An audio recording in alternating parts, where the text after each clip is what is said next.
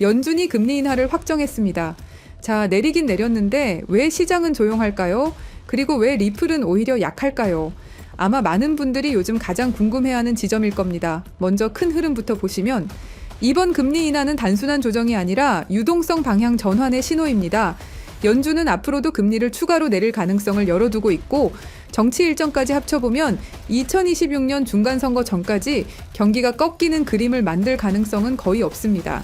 그렇다는 건 방향은 분명히 완화 쪽이라는 이야기가 되죠. 그런데도 시장이 조용한 이유는 간단합니다. 예전처럼 돈이 전체 자산에 퍼지는 방식이 아니라 AI 같은 전략 산업으로만 집중되는 방식으로 흘러가고 있기 때문입니다. 블랙록이 장기 국채는 더 이상 안전하지 않다고 선언한 것도 같은 맥락입니다. 돈이 머무는 자리가 바뀌고 있다는 뜻이죠. 그래서 전체 시장은 조용한데 특정 섹터만 과열되는 흐름이 이어지고 있습니다. 그럼 여기서 의문이 생깁니다. AI 쪽으로 돈이 몰리는 건 알겠는데 리플은 왜 이렇게 힘이 없을까? 여기서 핵심은 거시가 아니라 리플만의 공포 요인입니다. 바로 에스크로 물량에 대한 우려죠. 일부 커뮤니티에서는 새로운 법안 때문에 리플이 보유한 물량을 풀어야 하는 것 아니냐라는 이야기가 퍼져 있습니다. 하지만 중요한 사실이 있죠.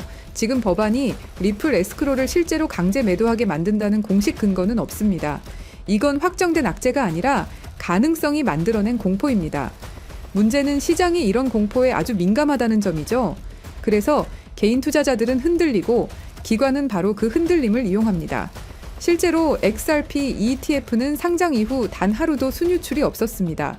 겉으로는 가격이 움직이지 않아도 뒤에서 계속 물량이 들어오고 있다는 뜻입니다. 이건 시장이 보여주는 행동 데이터라서 굉장히 중요합니다. 기술적으로도 리플은 의미 있는 자리를 만들고 있습니다. 저점은 꾸준히 높아지고 있고 하락 추세 상단은 여러 번 두드리고 있습니다. 보통 이런 움직임은 본격적인 전환 직전에 나타나는 패턴입니다. 그렇다면 지금의 리플을 어떻게 바라봐야 할까요? 지금 구간은 많은 분들이 느끼는 것처럼 지루한 횡보나 하락이 아니라 세력과 기관이 물량을 정리하고 모으는 조용한 구간입니다. 유동성의 방향은 이미 완화로 돌아섰고 ETF 자금 흐름은 꾸준하고 개별 악재는 공포가 과장된 상태입니다. 이런 조건들이 동시에 겹치는 때는 많지 않습니다. 그래서 지금 리플의 조용함은 힘이 없어서가 아니라 아직도 모으고 있는 사람들이 있기 때문에 나타나는 모습입니다. 항상 말씀드리지만 고래는 개인들과 같이 가는 걸 싫어하죠. 하지만 그 사실을 알고만 있어도 눈에 보이는 것들이 있습니다. 겉보기엔 아무 일도 없어 보이지만 실제로는 다음 움직임을 준비하는 과정일 가능성이 더 큽니다. 그렇기 때문에 우리 개인들은 그 이후를 위해 미리 준비를 해야 더 큰 수익을 이룰 수 있습니다. 그런데 투자를 시작한 사람 중에서 진짜 돈을 번 사람은 몇 명이나 될까요? 통계를 보면 알 수 있습니다. 개인 투자자의 80%는 손실을 봅니다. 그런데 더 충격적인 건 따로 있는데요. 수익을 낸 20% 중에서도 정작 행복해진 사람은 거의 없다는 겁니다. 왜일까요? 여러분 잠시만 눈을 감고 생각해 보세요. 우리는 가끔 이런 생각이 들 때가 있습니다. 내가 처음 투자를 시작했던 이유는 돈을 벌어서 좀 더 나은 삶, 좀 더 행복한 삶을 살고 싶었던 것뿐인데 어느 순간부턴가 돈이 문제가 아니라 내 하루가 무너지고 있다라는 생각, 내 삶의 질이 완전히 떨어지고 있다라는 생각이 들기 시작할 때가 있죠. 아침에 눈을 뜨기 전부터 손이 먼저 휴대폰을 찾고 메시지도 아닌 뉴스도 아닌 차트부터 열어보는 그 습관, 올랐으면 잠깐 숨이 쉬어지고 내렸으면 일어나기도 전에 기분이 가라앉는 그 느낌. 사실 제일 이상한 건 이겁니다. 이제 막 하루를 시작했는데 하루의 감정이 이미 정해져 있는 그 상태. 그리고 우리는 이런 걸 누구에게도 말하지 않죠. 왜냐면 돈 때문에 힘들다라고 말하면 내가 뭔가 부족한 사람 같고 투자 때문에 지쳤다라고 말하기엔 내가 뭔가 루저처럼 보이기 때문입니다. 그래서 우리는 항상 내 자신과의 싸움을 하죠. 판단이 어려워서, 예측이 안 돼서, 혹은 타이밍이 무서워서 그렇다고 말이죠. 하지만 사실 우린 다 알고 있습니다. 우리가 괴로운 건 정보가 부족해서도 아니고 전략이 틀려서도 아니고 시장 때문도 아닙니다. 우리는 그냥 불안한 거예요. 그냥 마음이 조급한 거죠. 하루 안에도 감정이 너무 뒤섞이다 보니까 스트레스가 극에 달합니다. 그리고 이제는 여러분도 잘 아실 텐데요. 투자는 손실보다 감정 소비가 훨씬 더 사람을 지치게 만듭니다. 일상생활을 하는 매 순간순간 머릿속은 포지션 생각으로만 가득 차 있습니다. 회의를 하면서도 내가 왜 그 가격에서 눌렀지라는 생각들, 혼자 죄책감 느끼는 그 이상한 시간들, 그리고 어느 순간에 도달하면 수익이 나도 허무하고 손실이 나도 무기력해지기도 합니다. 그 이유는 계좌보다 먼저 무너진 게 내 감정이기 때문입니다. 돌아보면 저는 투자를 하면서 돈보다 내 하루를 더 많이 잃었습니다.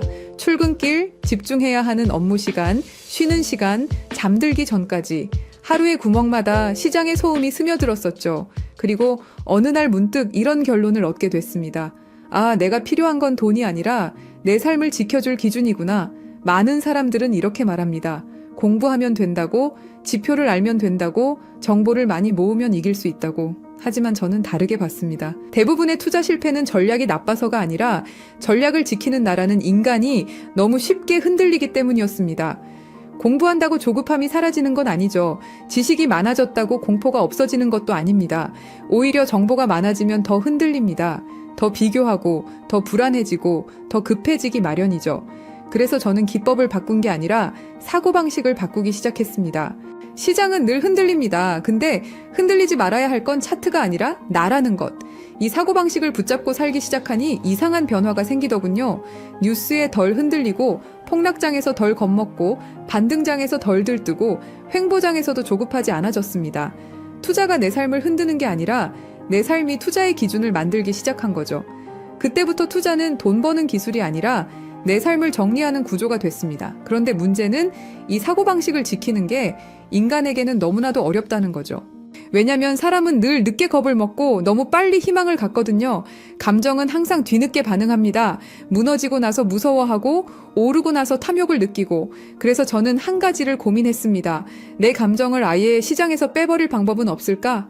가격은 떨어지면 기회를 만들고 오르면 위험을 만들지만 감정은 떨어지면 겁을 먹고 오르면 희망을 가져버립니다. 이 모순 속에서 사람이 지속적으로 이기는 건 사실상 불가능합니다. 그래서 저는 감정 없이 따라가던 이 단순한 원리들을 기술에 그대로 옮기기로 했습니다. 가격이 떨어지면 감정이 아니라 알고리즘이 먼저 반응하고 가격이 오르면 욕망이 아니라 규칙이 먼저 움직이는 방식. 폭락에도 반등에도 횡보에도 감정이 끼어들 틈이 없는 구조. 답은 하나뿐이었습니다. 나는 정하기만 하고 시스템이 하루 종일 움직이게 하자. 바로 DCA 기반 시스템입니다. 자, 그럼 DCA가 뭘까요? 달러 카스트 에브리징의 약자로 정액 분할 매수 전략이라고 합니다. 이 시스템의 원리는 단순합니다. 가격을 예측할 필요 없이 조금씩 나눠 사서 이익 나면 자동으로 팔고 다시 시작하는 스마트한 무한 반복 매수, 매도 시스템이라고 설명할 수 있습니다. 우리가 감정적일 수 있는 모든 부분을 시스템이 자동으로 처리해 주는 거죠. 그렇다고 저는 이 시스템이 우리에게 100배 혹은 1000배 그 이상의 수익을 이뤄준다고 말하진 않습니다. 다만 확실하게 말할 수 있는 게 있습니다. 이 시스템은 저에게 돈보다 정말 중요한 삶을 돌려줬다는 사실 말입니다. 아침에 눈을 뜨면 차트를 먼저 보지 않아도 되고 폭락이 와도 내 감정이 흔들리지 않고 반등이 와도 불필요한 조급함이 사라졌습니다. 그리고 수익은 내가 자고 있을 때도 회의를 하고 있을 때도 가족과 시간을 보낼 때도 조금씩 내 계좌에 쌓여갔습니다. 이 시스템을 사용하지 않아 본 사람들은 목소리를 냅니다. 자동 매매가 위험하다 혹은 내가 해야지 자동으로 했다가 큰일 난다라고 말이죠.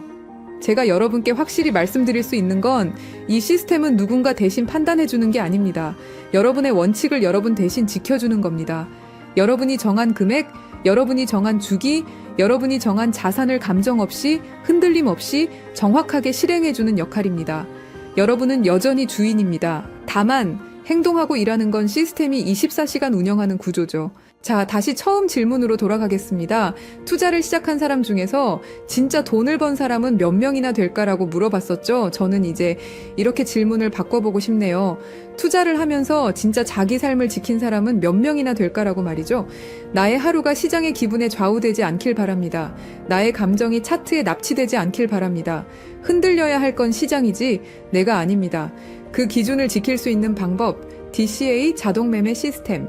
DCA 자동 매매 프로그램을 정말 원하시는 분들은 지금 이 영상 하단에 있는 설명란 링크를 클릭하셔서 네이버 폼만 작성해 주시면 확인되는 순서에 맞게 프로그램 링크 안내해 드리겠습니다. 나의 친구, 나의 동료, 나의 가족들과 더 행복한 삶으로 돌아가세요.